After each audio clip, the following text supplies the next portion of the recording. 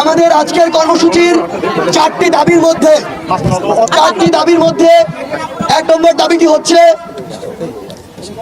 ফ্যাসিবাদী কাঠামোকে ব্যবহার করে যেসব হত্যাকাণ্ড ঘটানো হয়েছে সেগুলোর দ্রুত বিচার নিশ্চিত করতে বিশেষ ট্রাইব্যুনাল গঠন করতে হবে।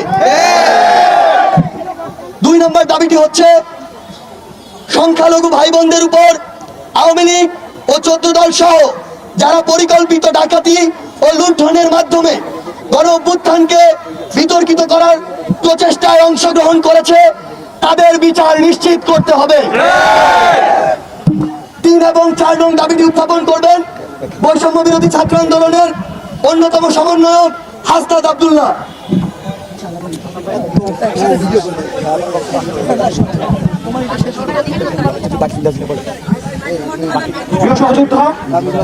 আজকে আমাদের রেজিস্ট্যান্স উইক শুরু হয়েছে এবং রেজিস্ট্যান্স উইকে আমাদের যে 4টা দফা দাবি, এর মধ্যে 3 নম্বর দাবিটি হচ্ছে প্রশাসন ও বিচার বিভাগে যারা ছাত্র জনতার অভ্যুত্থানে হামলা, মামলা এবং হত্যাকাণ্ডকে বৈধতা দিয়েছে এবং ফ্যাসিবাদ বারংবার কায়েম করার চেষ্টা করেছে তাদের দ্রুততম সময়ে অপসারণ ও বিচার নিশ্চিত করতে হবে।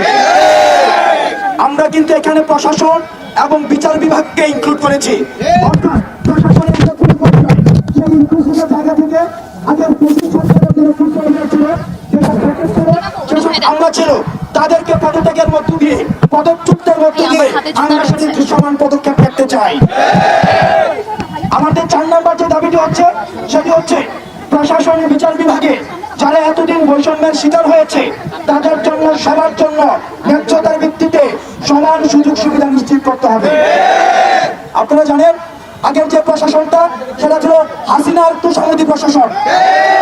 এই প্রশাসনে যত ধরনের সরকারের সংস্থা রয়েছে সবগুলোকে অকেজু করে দিয়ে শুধুমাত্র গণভবন থেকে বাংলাদেশ চালু করা হতো, পতিতালয় থেকে সচিবালয় সবকিছুর সিদ্ধান্ত নেওয়া হতো গণভবন থেকে, এবং সেখানে রাষ্ট্রের অন্যান্য যে প্রতিষ্ঠানগুলো রয়েছে এই প্রতিষ্ঠানগুলোকে তাত্ত্বিকভাবে অচল করে দেওয়া হয়েছে এবং সেখানে যারা যোগ্য এবং মেধার ভিত্তিতে যে আমলারা ছিল আমাদেরকে বঞ্চিত করা হয়েছে। 4 নম্বর দফা দাবিতে সেখানে স্পষ্ট করা হয়েছে এতদিন ধরে যারা দলকানা আওয়ামী বঞ্চিত হয়েছে তাদেরকে মেধার ভিত্তিতে ন্যায্যতার ভিত্তিতে আবার সুযোগ সুবিধা নিশ্চিত করতে হবে।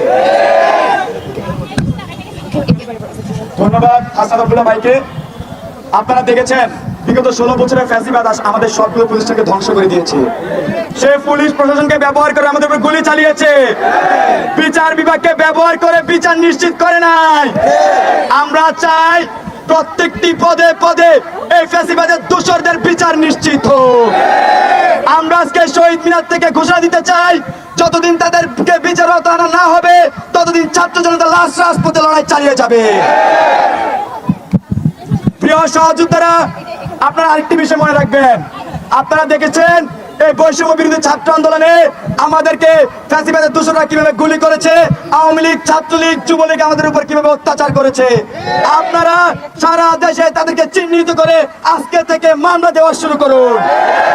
আগামীকাল সারাদিন খুনি সন্ত্রাসীদেরকে মামলা দিন। আগামীকাল সারাদিন বলেন সন্ত্রাসীদের মামলা দিন। আগামীকাল সারাদিন খুনিদের মামলা দিন।